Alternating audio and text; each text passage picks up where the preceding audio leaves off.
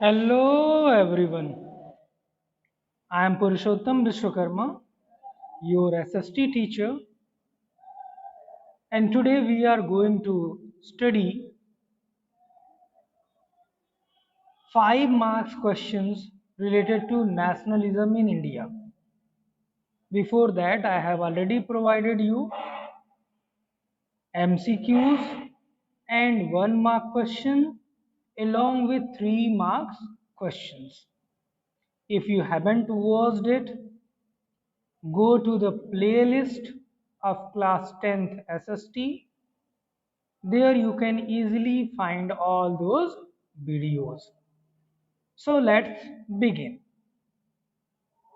Question number 1.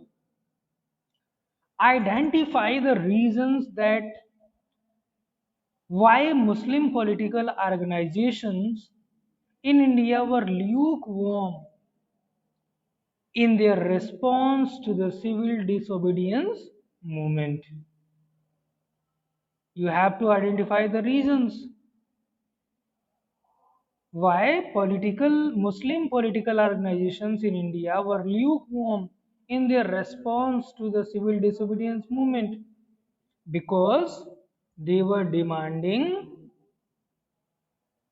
something that was not being given by Mahatma Gandhi. There were many reasons. What were the main reasons? We'll discuss about it. Answer: some of the Muslim political organizations in India were also lukewarm in their response to the civil disobedience movement.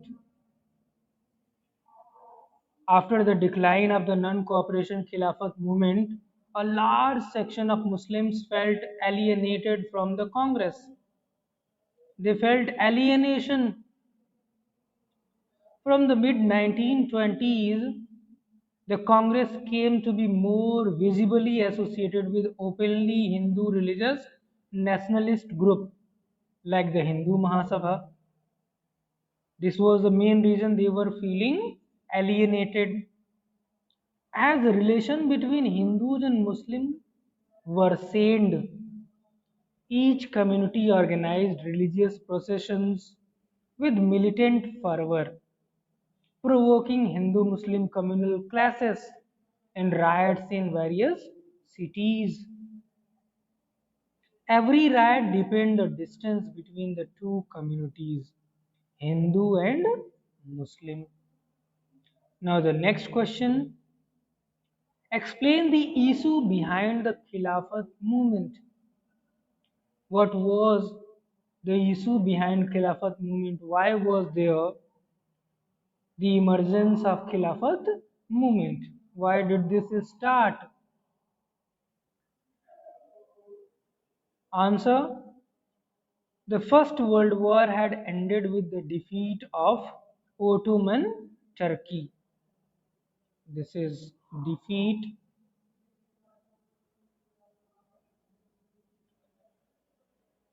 The First World War had ended with the defeat of Ottoman Turkey.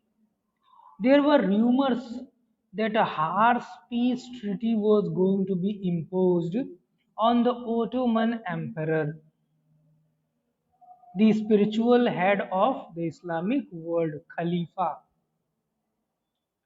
To defend the Rowlatt Act, Mahatma Gandhi felt to take the Khilafat issue.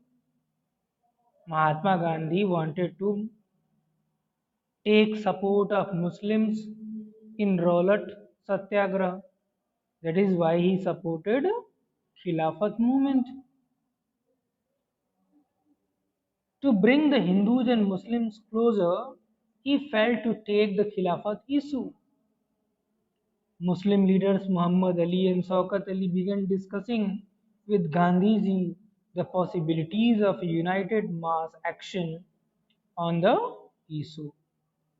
So these two brothers, Ali brothers, discussed with Mahatma Gandhi, and then Hindu and Muslim community fought together against British rule. Later at Calcutta session in 1920, Gandhiji convinced the leaders in Congress to start a non-cooperation movement in support of Khilafat. Furthermore, in Calcutta session of 1920, Gandhiji had to convince the other leaders in Congress because Congress was basically supporting Hindus. So he had to convince other leaders to start a non-cooperation movement in support of the Khilafat movement. Question number 3. Why did Gandhiji decide to call off the Roller Satyagraha? Gandhiji in 1919 decided to launch a nationwide satyagraha against Rowlatt Act of 1919. On 13th April, the famous Jallianwala Bagh incident took place. As the news of Jallianwala Bagh spread, crowd took to the streets in many North Indian towns. There were strikes, clashes with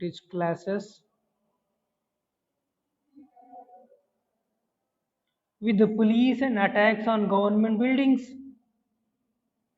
The government responded with brutal repression, seeking to humiliate and terrorize people. And for that, they had to crawl before them, they had to rub their noses on the ground. Satyagrahis were forced to rub their noses on the ground, crawl on the streets, and do salute to all sahibs. People were flogged, whipped, कोड़े लगाए जाते थे. And villages around Gujranwala in Punjab, now in Pakistan, were bombed. Seeing violence spread, Mahatma Gandhi called up the movement. Question number 4. How did the revival of Indian folklore develop the ideas of nationalism among Indians? Explain. Answer. Idea of nationalism also developed through a movement to revive Indian folklore. In late 19th century, nationalists began recording folk tales sung by bards, and they toured villages to gather folk songs and legends, stories. These tales they believed gave a true picture of traditional culture that had been corrupted and damaged by outside forces. It was essential to preserve this folk tradition in order to discover one's national identity and restore a sense of pride in one's past. In Bengal, Rabindranath Tagore himself began collecting ballads. There are some spelling mistakes. This is Rabindranath.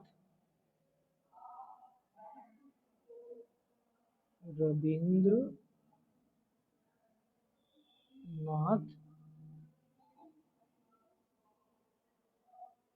And here, ballads. He is absent. Nursery rhymes and myths, and the movement for folk revival. In Madras, Natesa Sastry published a massive 4-volume collection of Tamil folk tales, the folklore of southern India. He believed that folklore was national literature. It was most trustworthy manifestation of people's real thought and characteristics. Now, question number 5. Can you identify the different limitations of civil disobedience movement? Answer. Limited participation of Dalits.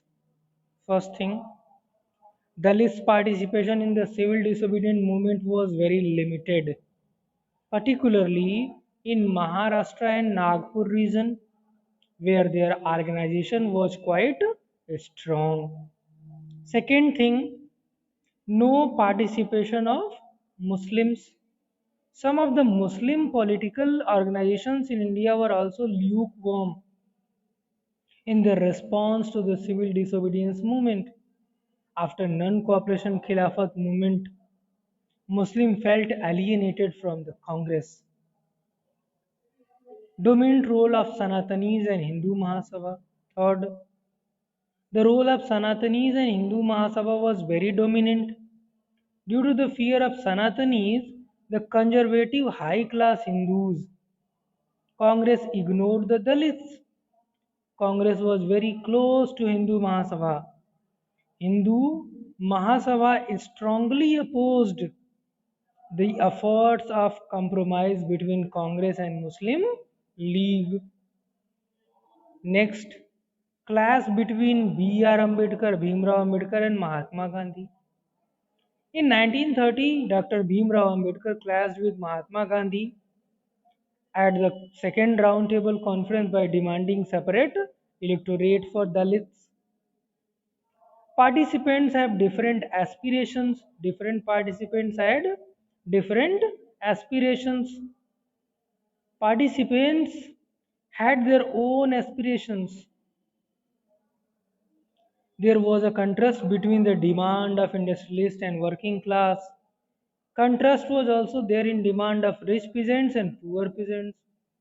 United struggle was not there. Now question number 6. How the plantation workers of Assam understand Mahatma Gandhiji and the notion of Swaraj? What was their notion of Swaraj? How did they take it? Answer. Workers too had their own understanding of Mahatma Gandhi and the notion of Swaraj. For plantation workers in Assam, freedom means the right to move freely in and out of the confined space in which they were closed, and it meant retaining a link with the village from which they had come. Under the Inland Emigration Act of 1859, plantation workers were not permitted to leave the tea gardens without permission, and in fact, they were rarely given such permissions. When they heard of the non cooperation movement, thousands of workers defied the authorities, left the plantation, and headed home. They believed the Gandhi Raj was coming and everyone would be given land in their own villages. They, however, never reached their destination.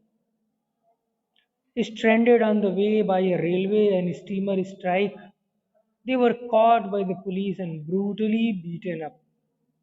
Now, the last question in this video: explain the contribution of Gandhiji to uplift the position of untouchables in the society. Answer. Gandhiji declared that Swaraj would not come for 100 years if untouchability was not eliminated. He called the untouchables Harijans, children of God. He organized satyagraha to secure them entry into temples and to access to public wells, tanks, roads, and schools. Earlier, these untouchables were not allowed to use public wells, tanks, roads, or schools. He himself cleaned toilets to dignify the work of Bhangi, the sweeper. Bhangi is the sweeper who cleans. He persuaded the upper castes to change their heart and give up the sin of untouchability. He forced, he advised upper caste people, high caste Hindus, to change their heart and to give up the sin of untouchability. According to him, these untouchables were son of God, Harijan, and this untouchability, Chhuachut, was a sin. This was a sin for them.